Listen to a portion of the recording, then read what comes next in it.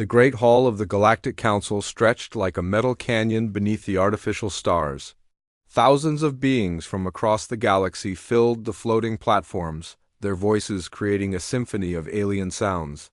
The Vrex delegates towered above everyone else, their gray skin gleaming under the lights. The crystal-formed Nethys sang to each other in musical tones that made the air shimmer. Gas cloud Quillons drifted between the platforms like living smoke dot at the center of it all. Ambassador Tejo stood quietly on the human platform. His dark suit looked simple compared to the elaborate costumes around him. His weathered face showed no emotion as he waited for the noise to die down. Behind him, Captain Sora checked a small device in her hand. Her finger hovered over a single button. The council speaker, a massive Vrex named Gorth, raised one of his forearms. The hall fell silent. The 847th session of the Galactic Council will now hear final statements, he announced. His voice boomed through the translation systems. The floor recognizes Ambassador Tejo of the Human Federation. Tejo stepped forward. His footsteps echoed in the sudden quiet. He reached into his jacket and pulled out a small metal object. It was humanity's membership sigil, the symbol that had represented Earth and all human colonies for over 2 centuries. Honored delegates, Tejo said, his voice calm and clear. I stand before you today to deliver humanity's final message. To this council. A murmur ran through the assembled beings. The word final translated strangely in some languages, causing confusion among the delegates. After careful consideration, humanity withdraws from the Galactic Federation, effective immediately. Tejo placed the sigil on the podium with a soft click. We resign our membership, our trade agreements, our mutual defense pacts, and all other treaties. The hall erupted. Vrex delegates roared in their deep voices. Nethys crystals flashed with angry colors. The Quillons swirled in agitated patterns. Only the humans remained calm. Counselor Vexther, the Vrex military leader, slammed his massive fist on his platform. This is impossible. You cannot simply leave. What about your colonies, your trade routes, your responsibilities? Tejo looked up at the towering alien. We have no responsibilities to you any longer. But why? Demanded Dr. Sithara, the Nethys. Science representative. Her crystalline form pulsed with confused patterns. Humans have been model citizens for 200 years. You follow our laws? You accept our guidance? You contribute to galactic peace. Yes, Tejo said simply. We have learned much from you.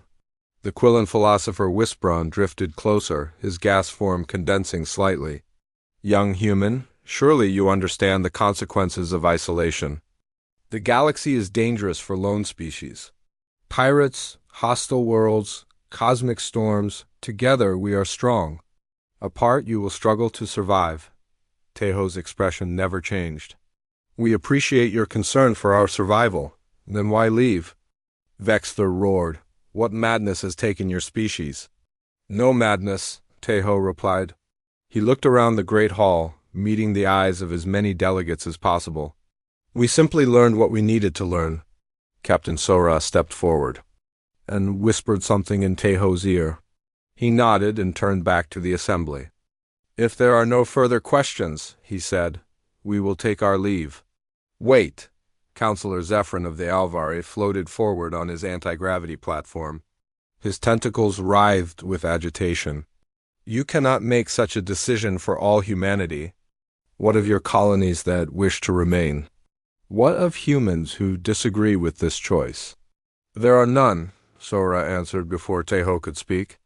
Every human colony, every human ship, every human citizen voted. The decision was unanimous. This caused even more chaos. The idea that an entire species could agree on anything seemed impossible to most of the delegates. Impossible! Vexther's voice shook the hall. No species is that unified, you lie! Tejo reached into his jacket again and pulled out a datapad. Colony records, voting results, citizen registrations. Every human settlement from Earth to the Outer Rim, every space station, every ship, every research outpost.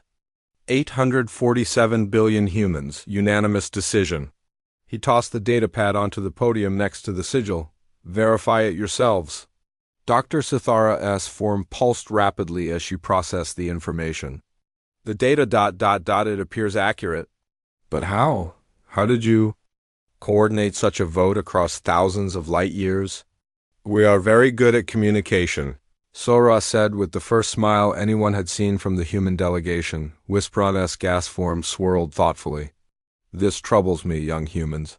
Such coordination suggests planning. How long have you been preparing for this moment? Long enough, Teho answered. The ancient Quillen drifted closer. And what will you do now? Where will you go? The galaxy beyond Federation space is hostile and unexplored. We will manage. But your technology, Dr. Sithara protested. Your ships, your weapons, your life support systems, they are all based on Federation standards. Without our support networks, without our supply chains, how will you maintain them? Teho looked at her crystal form for a long moment. We have learned to be ... creative. Captain Sora checked her device again. A small light had changed from red to green. She nodded to Teho. Our time here is finished, Teho announced. He picked up the datapad but left the sigil on the podium. Thank you for your years of guidance. We will remember the lessons you taught us. What lessons? Vexthur demanded. We gave you peace. We gave you prosperity. We gave you a place among the stars. Yes, Teho said as he turned to leave. You taught us that survival is not the highest virtue. The human delegation walked toward the exit. Their footsteps echoed in the stunned silence of the great hall. Wait, Counselor Zephyrin called out. What does that mean? What virtue is higher than survival? Teho paused at the doorway without turning around. We will show you. The humans left the hall. Behind them, chaos erupted as thousands of alien voices rose in confusion and anger. But the humans did not look back. On her device, Sora's finger finally pressed the button. Across the galaxy, the signal went out. From Earth to the farthest human outpost, from the largest colony to the smallest research station, humanity began to move. Ships powered up their engines. Orbital stations activated their jump drives. Planetary bases loaded their essential equipment onto transport vessels. In a coordinated movement that spanned thousands of light years, every human presence in known space began to withdraw. They left no messages. They made no threats. They offered no explanations. They simply vanished from galactic civilization as quietly as morning mist. By the time the Galactic Council finished arguing about what humanity's withdrawal meant, the humans were already gone. Space stations that had orbited alien worlds for decades were empty. Trade ships that had followed the same routes for centuries had disappeared. Research teams that had worked alongside alien scientists for generations had packed up and left. The galaxy suddenly felt much larger and much lonelier. On the human flagship moving through deep space, Teho stood on the bridge looking at the stars ahead. Captain Sora joined him at the viewing port. Think they understand yet? She asked. No, Teho replied. But they will? The human fleet jumped to hyperspace, leaving no trace behind. The real journey was just beginning. 3 months had passed since the humans disappeared and the galaxy was learning to live without them. Trade routes that human ships had protected for decades now crawled with pirates. Research stations that human scientists had maintained flickered and went dark one by one. Supply lines that had run smoothly for generations began to break down. Commander Gorth stood in the observation deck of his Vrex battlecruiser, staring at the empty space where a new Sol colony used to orbit the gas. Giant Kepler 88, the orbital platforms were gone. The mining stations had vanished. Even the navigation beacons had been removed. It was as if humans had never been there at all. Sir? His aide Korth approached carefully. The scanning teams have finished their search of the Tau Ceti system. Report? Gorth commanded without turning away from the window. No trace of human presence, sir. The colonies are completely abandoned. No bodies, no damage, no signs of struggle. They just left. Everything valuable was taken, but they left the infrastructure intact. Gorth's massive hands gripped the railing. 12 billion humans lived in that system. How does 12 billion people just disappear without anyone noticing? The timing was perfect, sir. All departures happened during the council session. While we were arguing about their withdrawal, they were already executing it. Impossible. Such coordination across multiple star systems requires... Gorth paused, understanding dawning in his eyes. They planned this for years. On the crystal world of Nethys Prime, Dr. Sithara floated through the abandoned human research facility. The laboratories were empty, but they had been cleaned with surgical precision. Every piece of human technology was gone, but alien equipment remained untouched and undamaged. Her assistant Nethro pulsed with confusion. Doctor, look at this workstation. Sithara drifted over.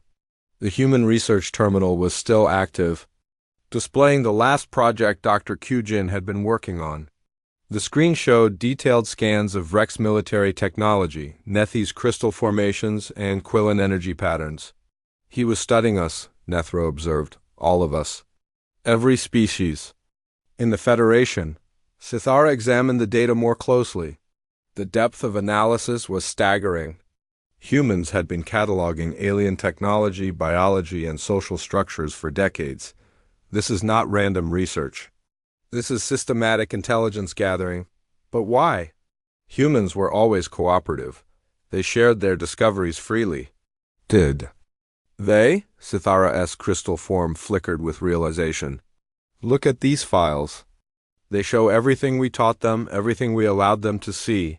But where are their own innovations? Where are their unique discoveries? Nethro processed this question. You think they were hiding their real research? I think they were very careful to only show us what they wanted us to see. In the gas clouds of Quillen space, the ancient philosopher Wisprun drifted through the remnants of the human diplomatic station. Unlike other abandoned human facilities, this one contained something unusual, a message crystal. Left specifically for him, he absorbed the crystal into his consciousness and felt the thoughts of Dr. Kyujin, the human xenobiology expert, flow through his mind. Honored Wisprun, the message began. I leave this for you because your species understands time differently than the others. You see patterns across centuries that others miss in decades, Wisprun swirled with interest. Humans rarely addressed individual aliens in such personal terms. You asked us once why we studied so many different fields of science. You wondered why humans seemed interested in everything. The answer is simple. We were learning from all of you. The message continued. Each species in the Federation has chosen a path of development. The Vrex chose military strength but limited their weapons to maintain balance. The Nethys chose scientific advancement but restricted dangerous research to preserve safety. The Quillens chose philosophical wisdom but avoided actions that might upset universal harmony. Wisprun's consciousness churned. These were not criticisms. They were observations. You have all chosen survival over growth, safety over discovery, peace over power. These are noble choices and we do not judge them, but they are not our choices.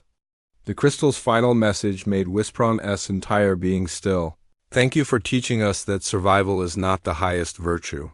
We have learned there are things worth risking survival for. We go now to discover what those things are.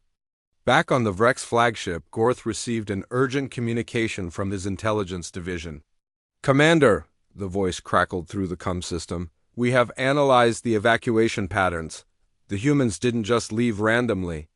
They moved. In a specific direction. Show me.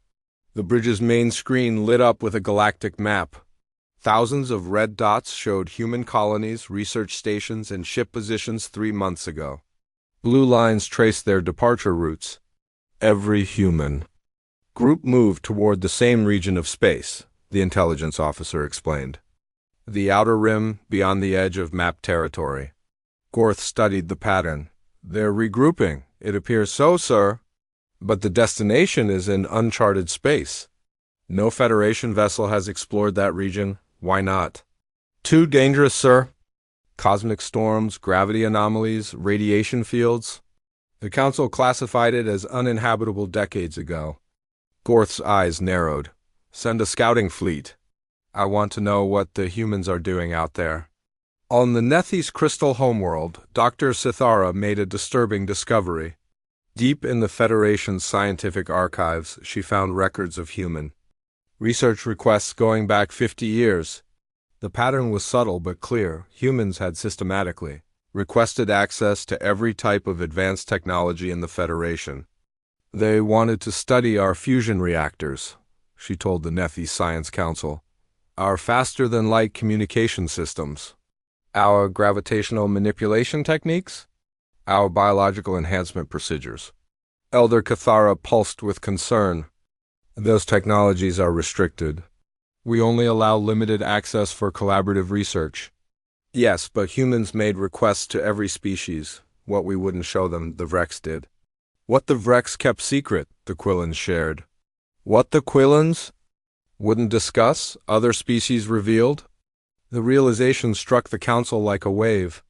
They collected our entire technological database. Not just our technology, Sithara continued. Our social structures, our military doctrines, our philosophical beliefs, our economic systems. They studied everything about us. For what purpose? Sithara's crystal form dimmed with worry. I think they were learning our limitations.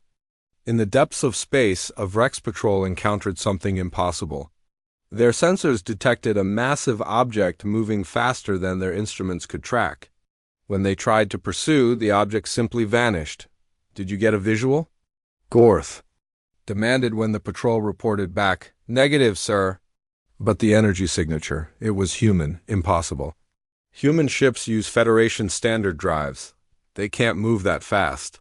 That's what we thought too, sir. Gorth stared at the sensor. Data. If humans had developed new propulsion technology, everything changed. Double the patrols. I want to know what they're building out there. But the humans remained hidden beyond the galactic rim, and the watching galaxy began to realize they might have made a terrible mistake. They had assumed that humans, like all other species, would choose safety over advancement. They were about to learn how wrong they were. The planet Kepler 442 be hung like a dead eye in space? Its surface scarred by ancient wars, Dr. Yunji rappelled down the cliff face toward the hidden entrance, her equipment pack heavy on her shoulders. The coordinates had come from Vrex military archives, a research facility so secret that even the Council didn't know it existed. Are you sure about this? Asked Jinwoo through the COM system. Her research partner waited nervously by their shuttle, monitoring alien patrol routes.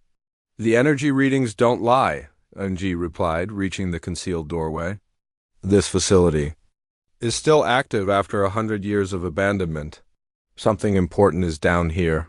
The blast door recognized her forged Vrex identity codes and opened with a grinding sound. Eunji stepped into darkness that hadn't seen light for decades. Her helmet lamps revealed corridors lined with strange machinery. The whole facility is automated, she reported, moving deeper underground. Whatever they were doing here, they built it to run itself. She followed the energy readings through twisting passages until she reached a massive chamber. At its center stood a device she had never seen before, a perfect sphere of crystalline metal, pulsing with internal light. Jinwoo, you need to see this. I can't leave the shuttle. Vrex patrol ships are increasing their sweeps, then access my helmet feed. Eunji approached the sphere carefully. This technology doesn't match anything in Federation databases. As she drew closer, the sphere began to respond to her presence. Holographic displays flickered to life around the chamber, showing complex diagrams and data streams. The text was in ancient Vrex script, but Yunji's translation software began processing it. What she read made her blood run cold. Jinwoo, we need to contact Commander Wu Jin immediately. What did you find?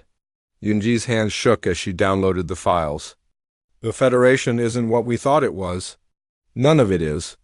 3 hours later, aboard the human flagship hidden in the Outer Rim Nebula, Commander Wu Jin studied Yunji's report with growing amazement. Captain Sora stood beside him, her face grim. You're certain this data is authentic? Wu Jin asked. I ran every verification protocol we have, Yunji replied via hologram. The files are legitimate Vrex military archives dating back 3,000 years. Then everything makes sense now. Sora activated the main display screen. Show them. Dr. Yunji's findings filled the screen. The truth was staggering in its simplicity and horrifying in its implications. The Galactic Federation isn't a natural alliance, Yunji explained. It's an artificial construct designed to prevent technological advancement. Every member species has signed agreements limiting their development. The evidence was overwhelming. Fusion technology deliberately capped at 60% efficiency to prevent weapons development.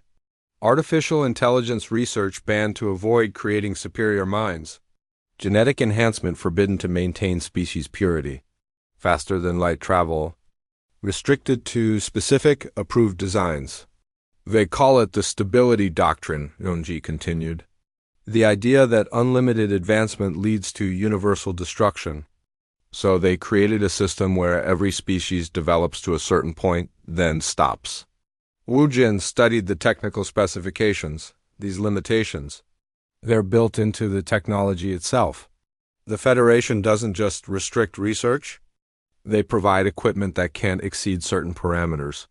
Exactly. When humans joined the Federation, we accepted their technology package.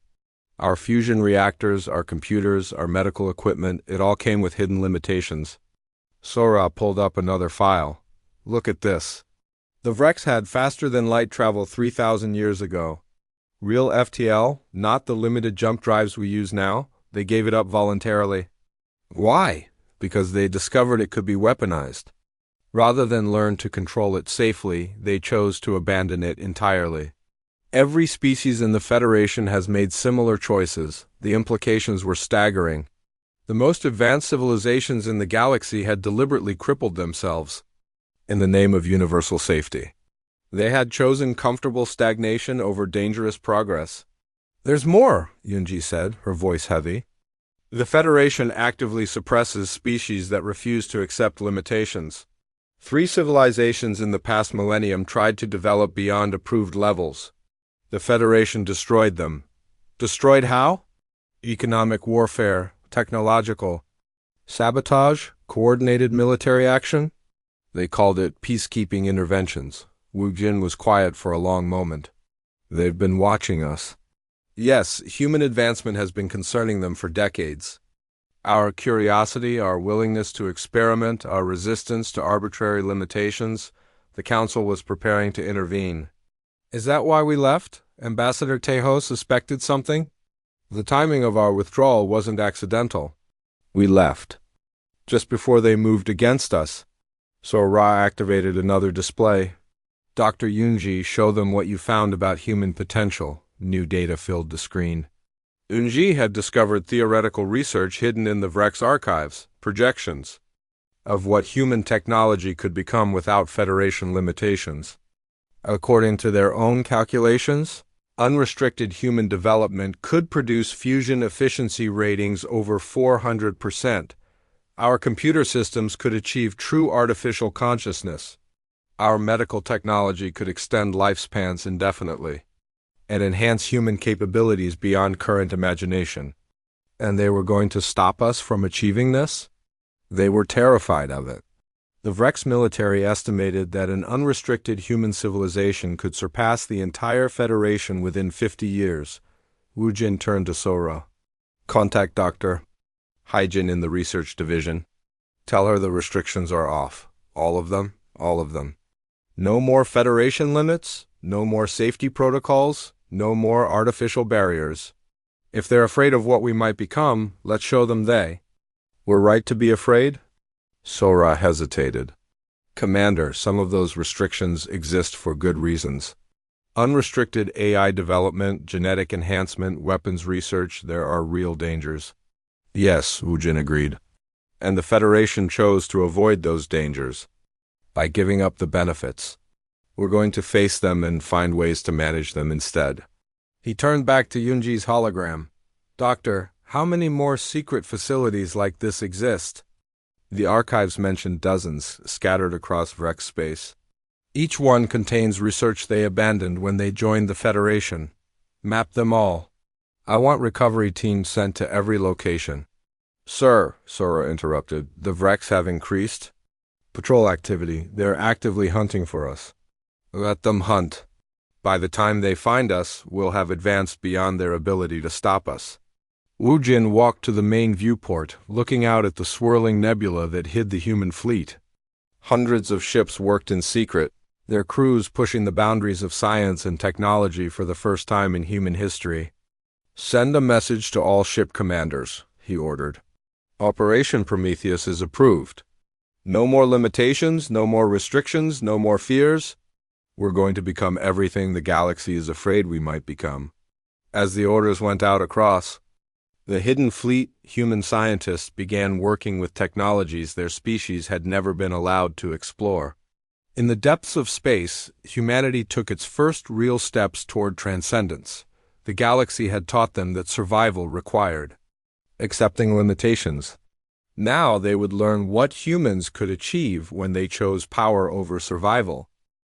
Dr. Haijin walked through the research complex built inside the hollowed-out asteroid, watching humanity's greatest minds work without restrictions for the first time in their species' history. The facility hummed with activity that would have horrified the Galactic Council. Here, there were no forbidden technologies, no banned research, no limits on human curiosity. Show me the fusion project first, she told her assistant Sang-ho as they moved through the corridors. They entered a massive chamber where Dr. Min-Soo worked with his team around a device that defied everything the Federation taught about energy production. Instead of the careful, limited fusion reactors humanity had used for centuries, this was something entirely new. We started with the Vrex fusion specifications you recovered, Min-Soo explained, his eyes bright with excitement. But instead of accepting their safety limitations, we asked a simple question: what if we pushed past them? The reactor core before them was beautiful and terrifying. Streams of controlled plasma danced in magnetic fields that bent space itself. Energy readings showed efficiency levels that should have been impossible. 470%. Efficiency, Min-Soo reported proudly. We're not just fusing hydrogen anymore. We're manipulating matter at the quantum level, converting mass directly into energy according to Einstein's equation. Haijin studied the readings. The Federation claimed this level of fusion was impossible. They were wrong. Or rather, they chose to believe it was impossible because the weapons applications frightened them. Sang-ho looked nervous. Speaking of weapons applications, don't worry, Min-Soo laughed. We're not building bombs. We're building something much more interesting. Show her the propulsion test, Sang-ho. They moved to an observation deck overlooking a test chamber. Inside, a small craft the size of a shuttle hung suspended in space. When Min-Soo activated the drive, the ship simply vanished. Where did it go? Haijin asked. Nowhere. It's still there, but it's moved outside normal space-time. The fusion reaction creates a field that lets us step sideways from reality. The ship reappeared a second later, exactly where it had been. Instantaneous travel across any distance, Min-Soo explained. The Vrex had the theoretical framework for this 3,000 years ago. They abandoned it because they were afraid of what it could become. Next, they visited Dr. Yu-Jin in the biological research section. The geneticist was working with samples that made Haijin's breath catch human DNA, but modified in ways that pushed the species far beyond its natural limits. The Federation allowed limited genetic therapy, Yu-Jin explained, but they banned any modifications that might create enhanced humans. They were terrified of evolutionary advancement. She showed Haijin a series of test results. Enhanced. Strength, speed, reflexes, intelligence, disease resistance, extended lifespan. We're not just treating genetic defects anymore, we're upgrading the human genome itself. Is it safe? Define safe. The Federation's definition was no risk of creating superior humans. Our definition is acceptable risk in exchange for unlimited potential. Yu-Jin led them to a secured section where volunteers were undergoing the enhancement process. The subjects looked normal, but their performance tests showed capabilities that seemed supernatural. Volunteer Kyungmin, Yujin called to a young woman running on a treadmill. Show Dr. Haijin your top speed? The treadmill's display showed speeds that should have been impossible for human physiology. Kyungmin wasn't even breathing hard. How fast? Haijin asked. 80 kilometers per hour, and she can maintain it for hours. Her reflexes are 10 times faster than baseline human. Her immune system can fight off diseases that don't even exist yet. They watched another volunteer lift weights that would have crushed an unenhanced human. A third solved mathematical equations in her head faster than computers. The Federation was right to be afraid, Yujin said quietly.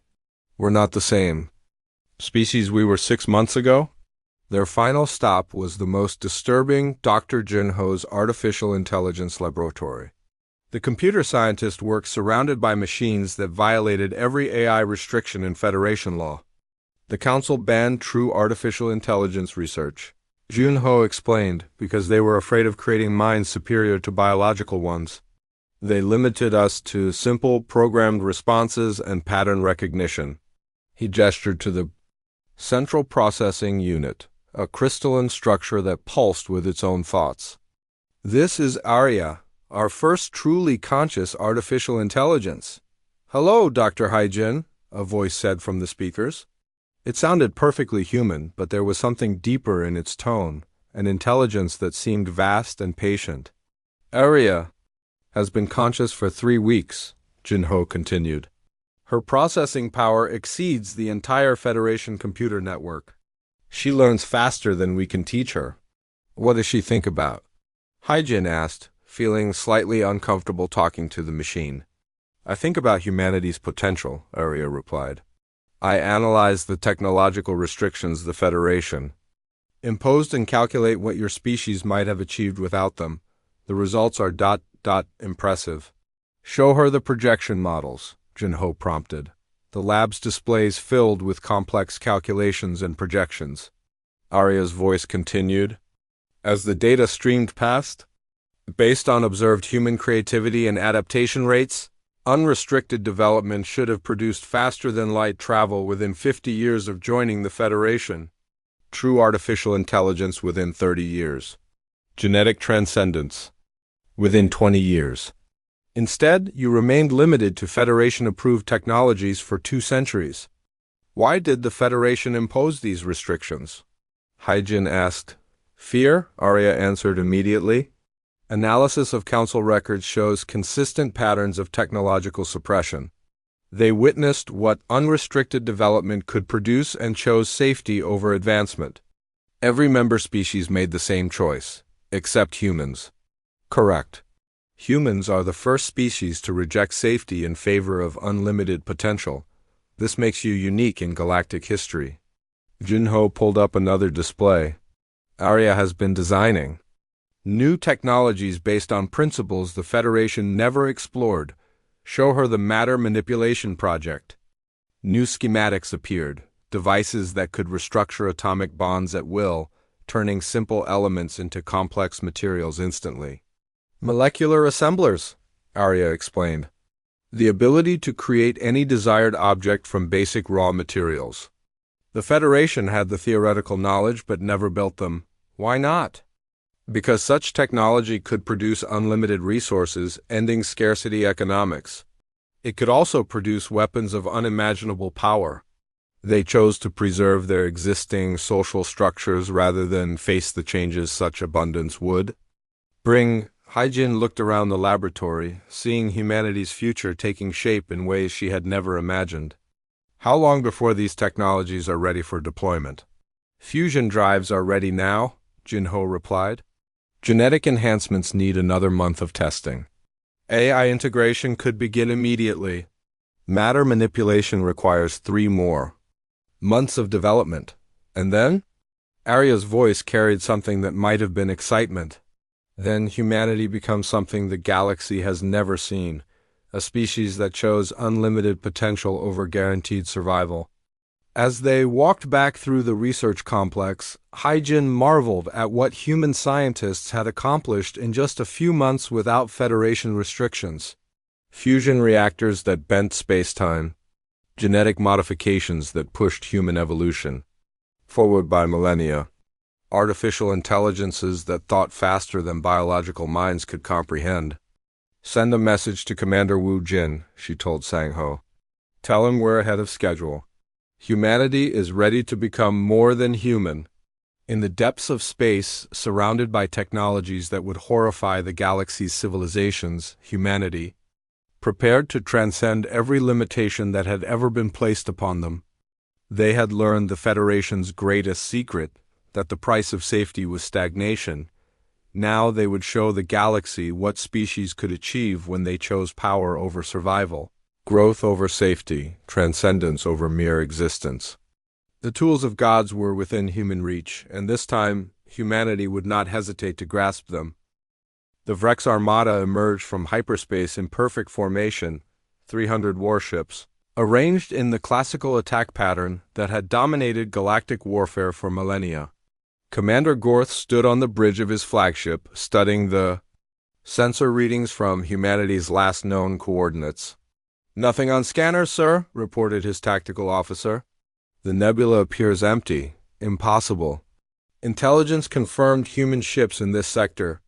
Perhaps they fled deeper into uncharted space, sir." Gorth's massive hands gripped the command rail. 6 months of hunting, 6 months of following faint traces and energy signatures had led to this empty patch of space. Begin a grid search. Deploy probe networks. If humans are hiding out here, we will find them.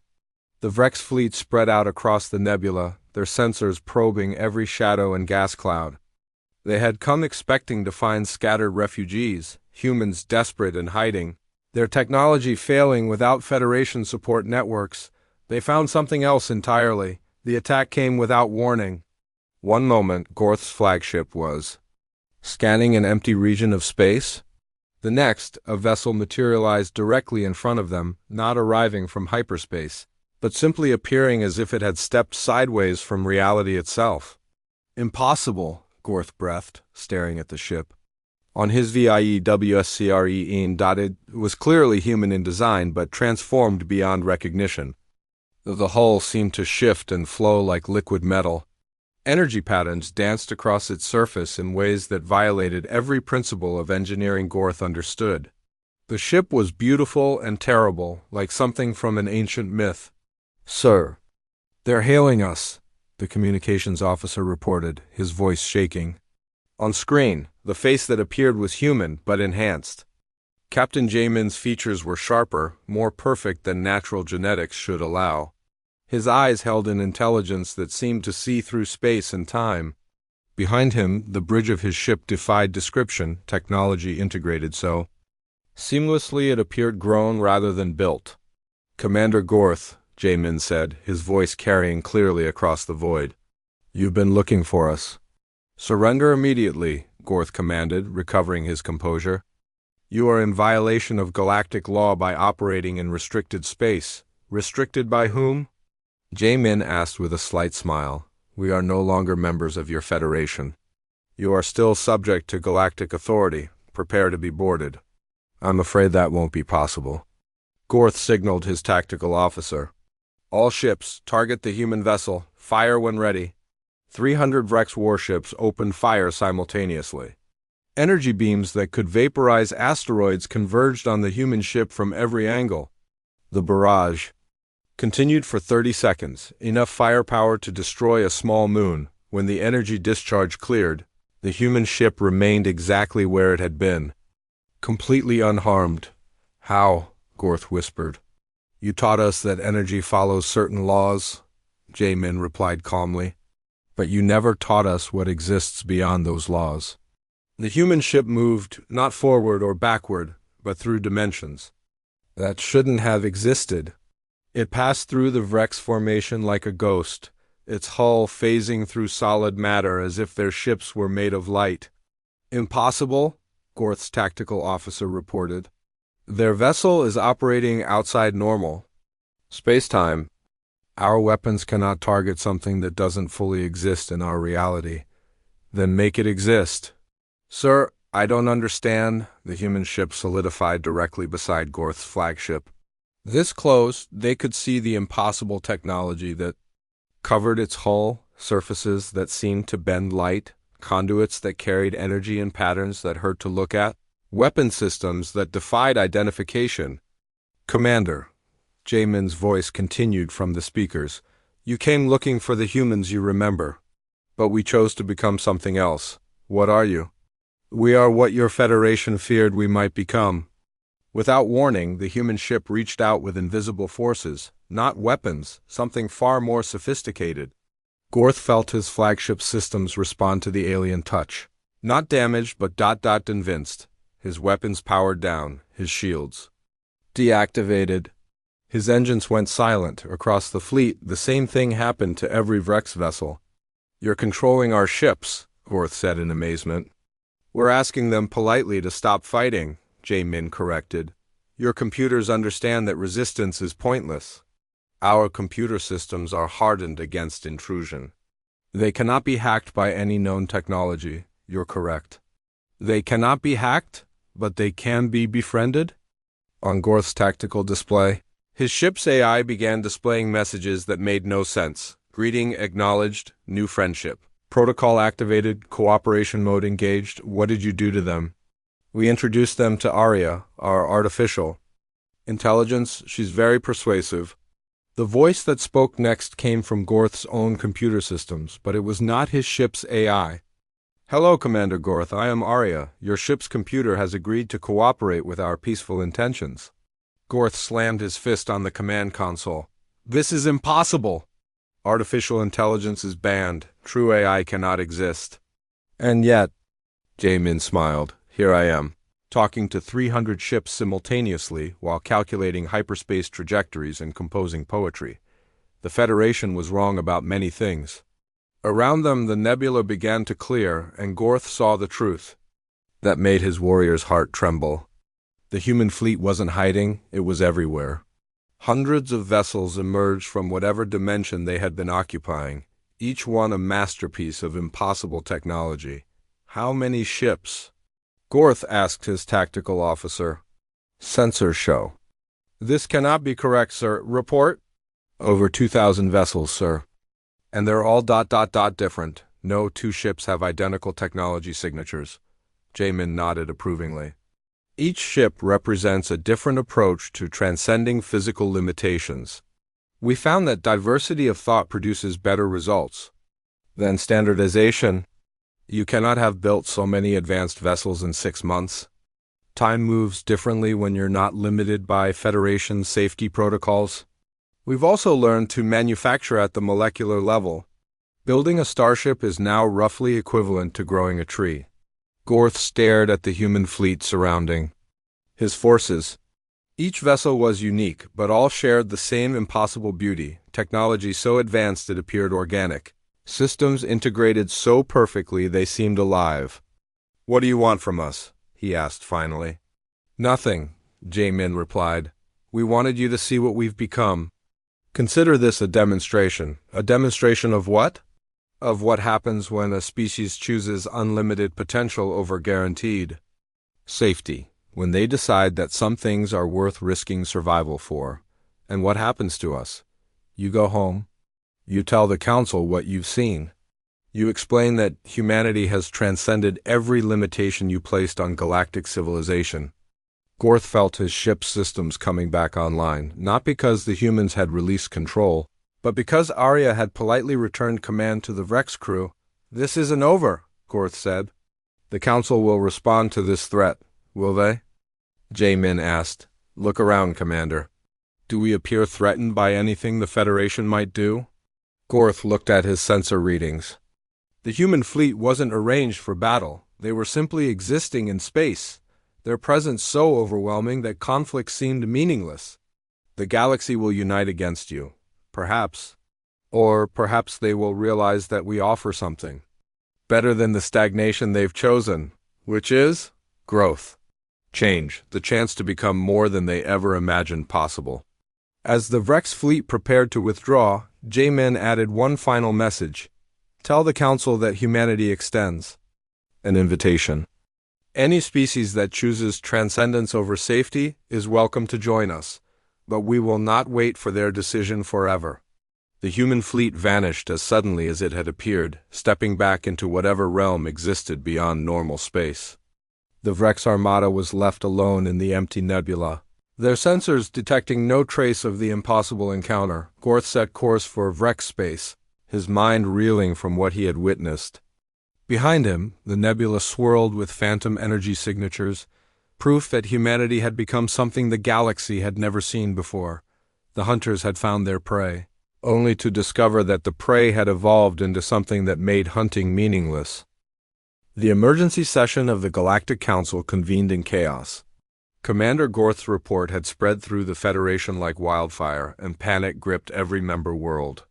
The Great Hall buzzed with frightened voices as alien representatives demanded answers that no one could provide. "Order!" roared Council Speaker Vexther, his massive Vrex frame towering over the assembly. "We will address this crisis with reason, not panic." Dr. Sithara S. crystalline form pulsed with agitated colors. "Reason? The humans have developed impossible technologies in mere months. They control artificial intelligence that are most advanced. Computers cannot resist." "Impossible," insisted Elder Zephyrin of the Alvari. "No species can advance so rapidly." "There must be an explanation." Gorth stepped forward, his warrior's pride wounded by what he had witnessed. "I fought them myself. 300 Vrex warships could not damage a single human vessel. Their technology operates beyond the laws of physics as we understand them." The ancient Quelung philosopher Whisprin drifted to the center of the hall, his gas form swirling with deep contemplation. "Perhaps the laws we understand are incomplete." "What do you mean?" Vexler demanded. "We have spent millennia perfecting our limitations," Whisprin replied. "We mastered fusion, then restricted its potential. We developed faster than light travel, then limited its applications. We approached artificial intelligence, then banned its creation. At every step, we chose safety over advancement. Because unlimited advancement leads to destruction." Dr. Sithara S. crystals flashed angrily. "We learned this lesson from the ancients, from the predecessor wars, from every civilization that chose power over wisdom." "Did we?" Whisprin asked quietly. "Or did we choose fear over courage?" Before anyone could respond, the hall's main display activated without authorization. The face that appeared made every delegate freeze in terror, a human woman, but enhanced beyond natural limits. President Diane's features were perfect. Her eyes held depths of intelligence that seemed infinite, and when she spoke, her voice carried harmonics that touched something primal in every alien mind. "Honored delegates," she began, "I apologize for interrupting your session. How are you accessing our systems?" Vexler roared. "This chamber is protected by quantum encryption." "Your encryption assumes that consciousness is limited to biological parameters," Yoon replied calmly. "We have moved beyond such assumptions." The display split, showing human fleets materializing around every major Federation world simultaneously. Not attacking, not threatening, simply arriving. Each fleet was different, their ships unique expressions of transcendent technology. "What do you want?" demanded Elder Zephyrin. "To offer you a choice," Yoon said. "The same choice we made 6 months ago." On the world of Rex Prime, Admiral Subin walked calmly through the capital city's most secure military district, Vrex. Soldiers raised their weapons, but the energy beams passed through her as if she were made of light. When she chose to interact with physical matter, blast doors crumpled like paper at her touch. She wasn't destroying anything, simply demonstrating that physical barriers had become meaningless to enhanced humans. The Vrex command staff watched in helpless amazement as she strolled through their defenses like they didn't exist. "Stand down your weapons," she advised kindly. "They cannot harm me, and I have no intention of harming you." General Gorth's second-in-command confronted her in the main command center. "What gives you the right to invade our world?" "I'm not invading," Subin replied, examining a holographic display of Vrex military capabilities. "I'm visiting." "There's a difference. You're violating our sovereignty."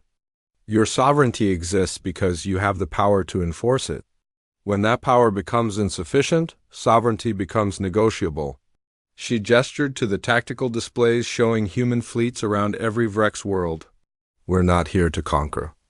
We're here to demonstrate that conquest is no longer necessary. Meanwhile, on the crystal world of Nethys Prime, Dr. B.O. Ram stood in the center of the planet's most advanced research facility.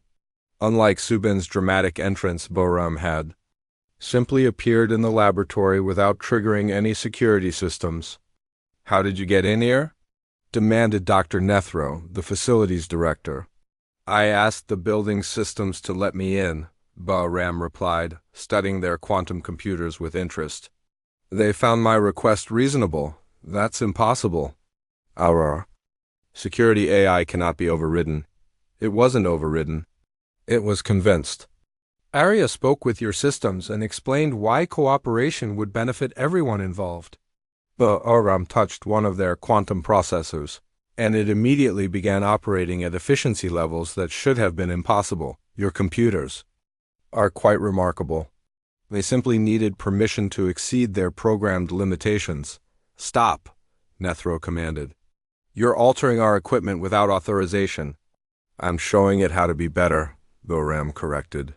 "Would you prefer I undo the improvements?" The quantum computer was now processing data at rates that made their previous calculations look primitive. Nethro stared at the readings in amazement. "How?" We learned to ask why not instead of why, Boram explained. "Your Federation spent so much effort finding reasons to limit advancement that you forgot to explore reasons to transcend those limits." Back in the council chamber, President Dayun continued her address while images of human demonstrations played across the displays. "For 200 years we accepted your guidance," she said. "You taught us that certain technologies were too dangerous to pursue, that some knowledge was too risky to possess, that survival required accepting limitations, because it does." Dr. Sithara protested. "Unlimited power leads to unlimited destruction." "Does it?" Yoon asked. "Or does unlimited power lead to unlimited responsibility?" The displays showed human fleets around Federation worlds, but also human ships repairing damaged space stations, human technology cleaning up environmental disasters, human doctors healing diseases that had plagued alien species for millennia. "You assume that advancement inevitably leads to aggression," Dayun continued, "but what if advancement leads to transcendence? What if becoming more powerful makes a species more capable of protecting rather than destroying?" Elder Zephyr's tentacles writhed with confusion. "You speak of protection, yet you demonstrate overwhelming force." "We demonstrate capability," Dayun corrected. "Force implies the use of power to harm. We are showing you what power looks like when it's used. To transcend rather than dominate." "What do you want from us?" Whispern asked, his gas form swirling with genuine curiosity. "Nothing," Dune replied. "We want to offer you something, which is the same choice we made. You can remain as you are, safe, limited, bound by the restrictions you've placed on yourselves. Or you can choose to become more than you ever imagined possible." The displays showed human technology in action, matter assembled from pure energy, diseases cured by restructuring genetics in real time, stars themselves harnessed as power sources for impossible engineering projects. "This is what we discovered." "Beyond your limitations," Yoon explained. "Not destruction but creation, not conquest but transcendence. Not the end of civilization but its true beginning." Vexler stood slowly, his massive frame trembling with the emotion he couldn't name. "And if we refuse?" "Then you continue as you are," Dayun said simply. "We will not force change upon you. But we will also not be limited by your choice to remain static. You'll leave us behind. We'll leave the choice to you. Some of your people will choose transcendence. Others will choose familiar limitations. Both choices will be respected." The council chamber fell silent as the implications sank. Humanity wasn't conquering the galaxy. They were offering it an ultimatum disguised as a gift. "How long do we have to decide?" Whispern asked. "Time flows differently for us now," Dayun replied. "Take as long as you need." But understand that every moment you delay is a moment you could have spent becoming more than you are. The transmission ended, leaving the council alone with their fears and their choices. Outside their windows, human ships waited patiently in the void, not as conquerors, but as gardeners waiting to see which seeds would choose to grow. 6 months after humanity's ultimatum, the galaxy had become a different place.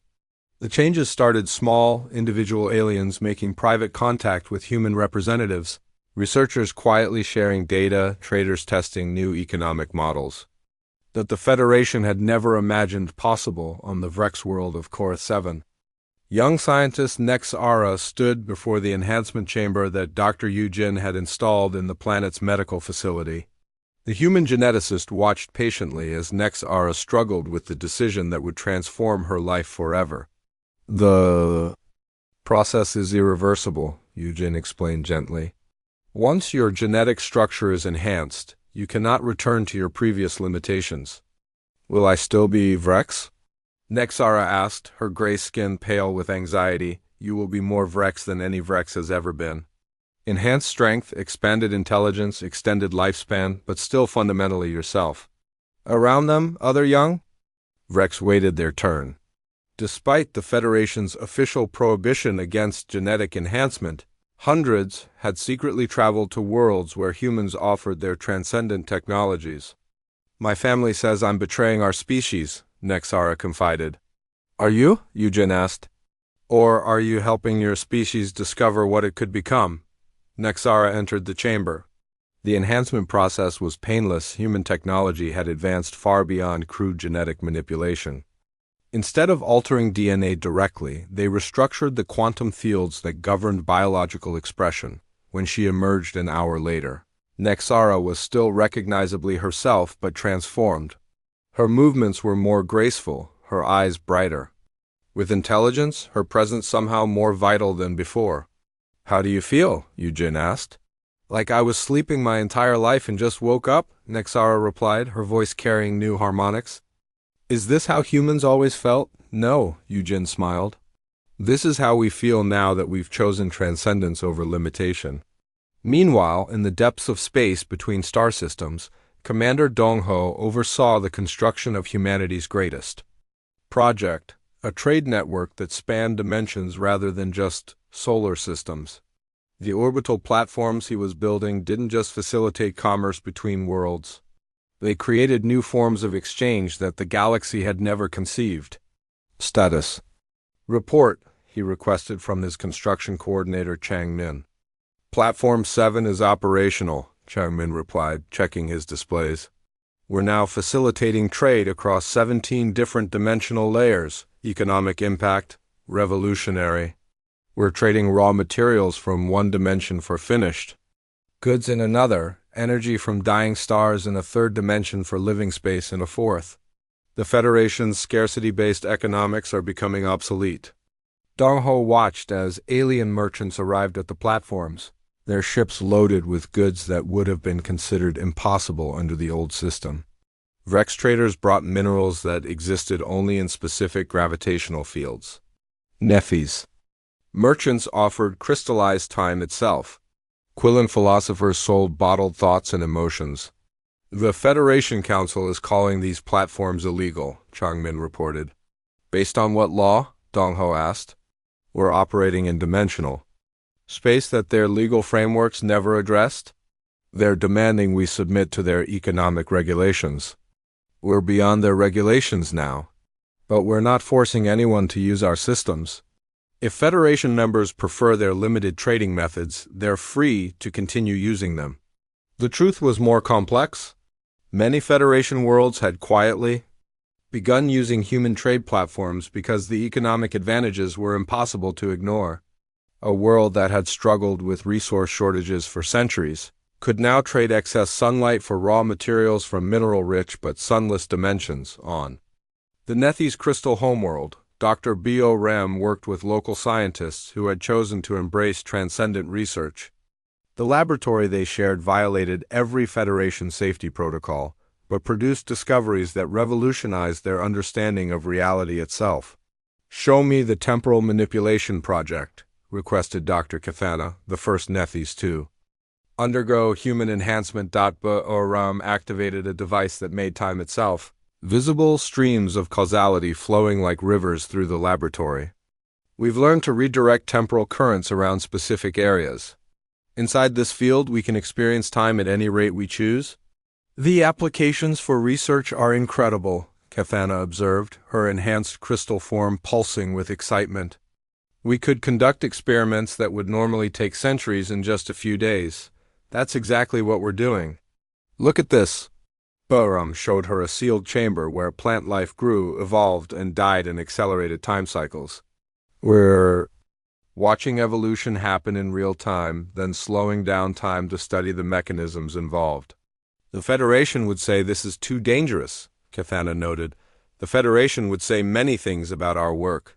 But they're not here, and we are. Around them, enhanced Nethys scientists worked on projects that would have taken their species millennia to complete under Federation restrictions. They were unlocking the fundamental forces of reality, not to destroy, but to create new forms of existence. Not every species embraced the changes. On the Alvari homeworld, Elder Yafran led the resistance against what he called human contamination. We must not let their seductive technologies corrupt our ancient wisdom, he declared to the gathered elders. For 10,000 years we have maintained perfect harmony through careful limitation of our capabilities. But look what they've achieved, argued younger Elder Kefran. Disease eliminated, scarcity ended, the very forces of nature harnessed for creation rather than destruction.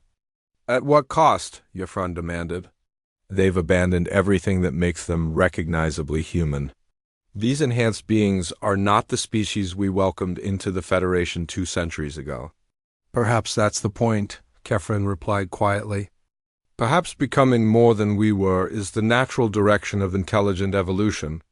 The debate raged across Alvari society as it did on many Federation worlds.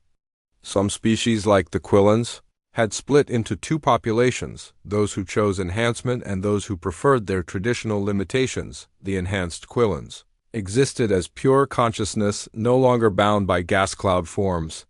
They could think at the speed of light, experience multiple realities simultaneously, and communicate through direct mind-to-mind contact. The traditional Quillans maintained their ancient forms and customs, viewing their enhanced cousins with a mixture of awe and sorrow. You are no longer truly Quillin, traditional philosopher Wisbrand told his enhanced counterpart Thoughtstream. I am more Quillin than our species has ever been, Thoughtstream replied, his consciousness touching multiple dimensions simultaneously. I experience wisdom in ways our ancestors could never imagine, but at the cost of losing what made us unique. We have not lost our uniqueness.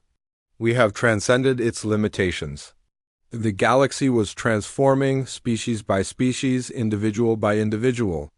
Some chose the path of transcendence, accepting human enhancements and technologies that pushed them beyond their evolutionary boundaries. Others clung to their traditional limitations, viewing change as corruption rather than growth. Trade routes that had operated the same way for millennia now carried impossible goods between dimensions. Research stations that had been limited to Federation-approved projects now explored the fundamental nature of reality itself. Medical facilities that had only treated symptoms now restructured the quantum foundations of life. In the depths of space, human fleets continued their work, not ruling the galaxy but nurturing it. They built platforms that facilitated new forms of commerce, established research stations that pushed the boundaries of knowledge, and offered enhancement technologies to any species brave enough to choose growth over safety. Commander Dongho received reports from across human space. Status of the integration project? Ahead of schedule, his aide So Young reported. 47% of Federation worlds are now using our dimensional trade platforms. 31% have requested research partnerships. 18% have established enhancement centers. And the resistance? Concentrated among the older generation of leaders. The younger populations are more willing to embrace transcendence. Dong nodded. It was exactly what they had expected. Change always came slowly to established civilizations, but it came inevitably to those who witnessed its benefits. The galaxy was learning a new lesson, that limitations were choices, not natural laws. That safety and stagnation were not the same thing. That becoming more than you were was not betrayal of what you had been, but fulfillment of what you could become. 5 years had passed since humanity's quiet exodus from the Galactic Federation, and Ambassador Kyung-ho stood before an assembly unlike any in galactic history. The Great Hall had been redesigned to accommodate beings that no longer fit the old definitions of their species.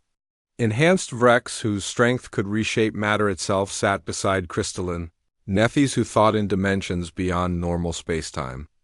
Gas-form Quillans, who had transcended physical existence, entirely communicated with beings who had chosen to remain in their original forms. The old Federation was gone, replaced by something unprecedented, a truly voluntary alliance of civilizations. That spanned not just star systems, but entire dimensions of reality. Honored representatives, Kyung-ho began, his own enhanced form radiating calm authority, we gather today to mark 5 years of what our species has learned to call the Great Choice. In the audience, beings who had chosen transcendence sat, alongside those who had chosen to remain within their traditional limitations. Both groups were treated with equal respect, both voices heard with equal attention. Young Nexara, now a leader among the enhanced Vrex, spoke first. Ambassador, when humans left our Federation, many of us believed you were abandoning galactic civilization. Instead, you were showing us what civilization could become. Her genetic enhancements had progressed far beyond what even Dr. Yujin had originally imagined. Like all who chose the transcendent path, Nexara continued to evolve, her capabilities expanding with each passing year. We didn't abandon anything, Kyung-ho replied. We simply refused to accept that survival required accepting permanent limitations. Elder Yafran of the traditional Alvari raised one of his tentacles. Despite his opposition to enhancement, he had remained an active participant in the new galactic community. But at what cost, Ambassador? How many have lost their essential nature in pursuit of these transcendent capabilities? Have they lost their nature? Asked Thoughtstream, the enhanced Quillan philosopher. Or have they discovered what their nature truly was beneath artificial restrictions? The debate that followed was civil but passionate. It had become the central question of the new era, whether transcendence represented evolution or abandonment of species identity. Dr. Kathana, her enhanced Nethys crystal form now capable of existing across multiple dimensional layers simultaneously, offered her perspective. When I first underwent enhancement, I feared losing what made me Nethys. Instead, I discovered abilities that were always part of our species' potential, but suppressed by Federation limitations. And yet, replied traditional Nethys Elder Sithara, you no longer think or feel as our ancestors did. How can you claim to be the same species? Because I am what our ancestors could have become if they had chosen growth over safety, Kafana answered gently. I am not less Nethys. I am more Nethys than any Nethys has ever been. Kyung-ho activated the Great Hall's display systems, showing images of the galaxy as it existed now. The changes were staggering in their scope and beauty. Worlds that had been dying from resource depletion now thrived using dimensional mining techniques that extracted materials from alternate realities. Species that had been enemies for millennia now worked together on projects that spanned multiple dimensions.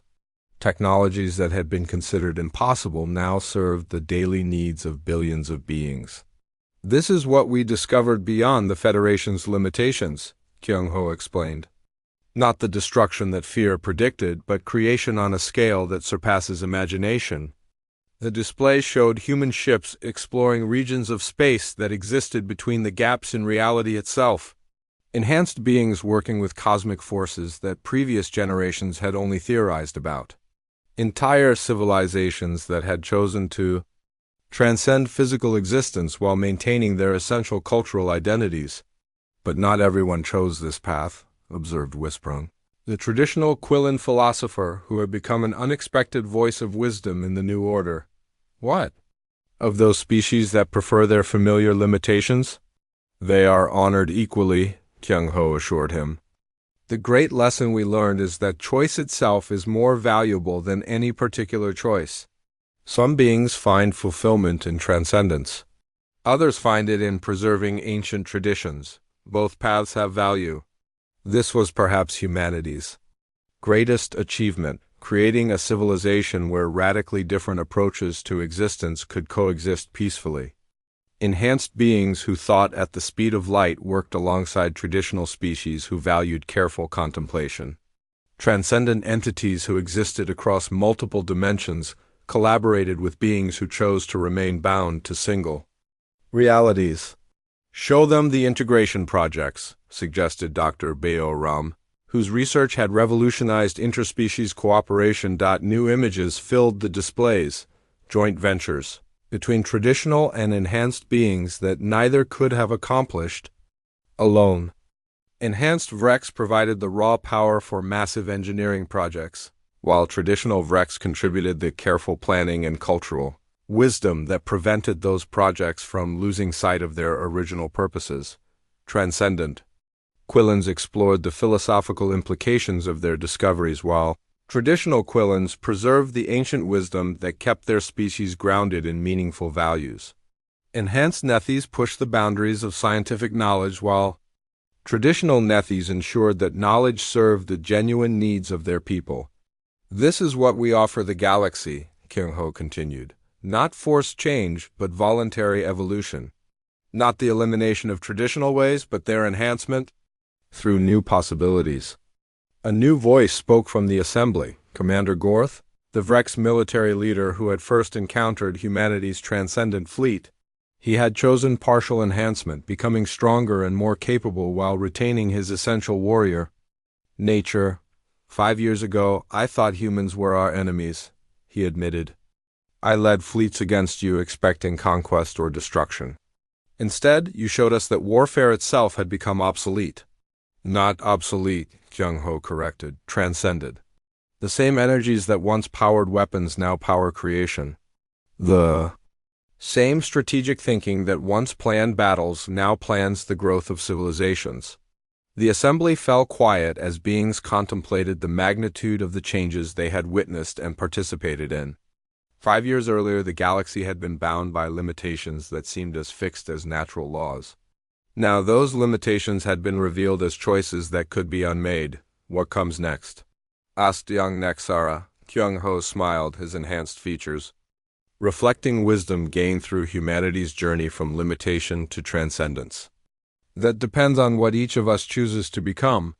The great display showed the galaxy as it existed now, a vast network of civilizations connected not just by trade routes and communication systems, but by shared commitment to growth, exploration, and the infinite possibility of becoming more than they had ever imagined. Some regions remained traditionally governed, their inhabitants choosing familiar limitations and finding fulfillment in ancient ways. Other regions pulsed with transcendent activity, their enhanced populations pushing deeper into mysteries that previous generations had thought forever beyond their reach. And throughout it all, human influence spread not through conquest or coercion, but through example. Every species that encountered humanity's transcendent technologies faced the same choice humans had made 5 years earlier: remain safely limited, or risk everything for the chance to become something greater. We learned the galaxy's greatest secret, Kyung-ho told the assembly, that the difference between survival and transcendence is not knowledge or power, but courage. The courage to choose growth over safety, possibility over certainty, becoming over being. He gestured to the mixed assembly of traditional and enhanced beings. Every person here has made that choice in their own way. Some chose transcendence of form, others transcendence of spirit. Some chose to push beyond physical limitations, others to preserve essential wisdoms that might otherwise be lost. And all choices are honored, added Thoughtstream, his transcendent consciousness touching every mind in the assembly simultaneously. This is perhaps the greatest lesson, that diversity of choice creates strength that uniformity of choice cannot match. As the assembly concluded, beings dispersed to their various projects and responsibilities. Enhanced individuals returned to research that expanded the boundaries of reality itself. Traditional beings continued the careful work of preserving cultural wisdom and maintaining stable societies. Human ships prepared for new expeditions beyond the galaxy's edge, where entire dimensions awaited exploration. But they would not go alone. Enhanced beings from dozens of species had chosen to join humanity's endless journey into the unknown. Behind them, they left a galaxy transformed not through conquest, but through the quiet power of choice. Every species that encountered humanity's example faced the same eternal question: remain what you are, or become what you could be. The humans had left quietly 5 years ago, choosing power over survival. Now, as they prepared to explore realities beyond anything the galaxy had imagined, they had proven that the choice between power and survival had been false from the beginning. True transcendence meant having both: the power to become anything imaginable and the wisdom to survive the journey of becoming it.